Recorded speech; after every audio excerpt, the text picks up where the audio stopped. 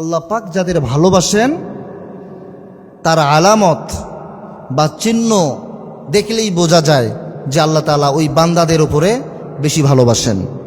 এক নম্বর আলামত হলো আল্লাহ পাক যখন কোনো বান্দাকে ভালোবাসেন তার কর্ম দেখে আল্লাহ রাব্বুল আলামিন জিবরিলকে বলেন, জিবরিল দেখো আমার বান্দা আমার বান্দি আমাকে ভালোবাসার জন্য তারা সিজদায় পড়ে গেছে, ইবাদত করতেছে। হে জিবরিল তাকায় দেখো, তুমি সাক্ষ্য দাও। ওই সমস্ত বান্দাদেরকে আমি আল্লাহ রাব্বুল আলামিন জান্নাতের বরাদ্দ করে দেব। বলুন সুবহানাল্লাহ। তাহলে যে বান্দা আল্লাহকে বেশি ভালোবাসবে সে বান্দা আল্লাহর কি করবে? অনুসরণ করবে, আল্লাহকে ডাকবে, আল্লাহর প্রশংসা করবে। এই আলামতগুলো দেখলেই বোঝা যাবে। দ্বিতীয় নম্বর হলো আল্লাহ যাদের ভালোবাসেন তাদের বিপদ দেন, তাদের বিপদ দিয়ে পরীক্ষা করেন, তাদের মুসিবত দিয়ে পরীক্ষা করেন।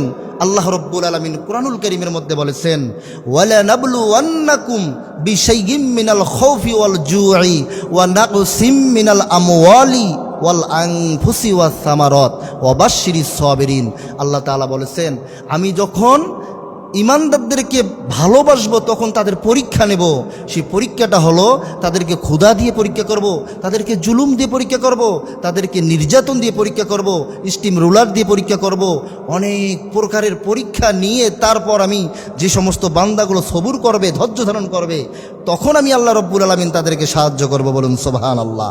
এমনকি আল্লাহ তাআলা বলেছেন, যে বান্দাকে আমি ভালোবাসি সেই বান্দার আলামত হলো সেই বান্দাকে আমি বেশি বেশি করে নেক কাজ করার তৌফিক দান করি। তাহলে আমাদের উচিত হলো আমরা আল্লাহকে বেশি বেশি স্মরণ করব, আল্লাহকে বেশি বেশি স্মরণ করার চেষ্টা করব এবং আল্লাহর ইবাদত করব।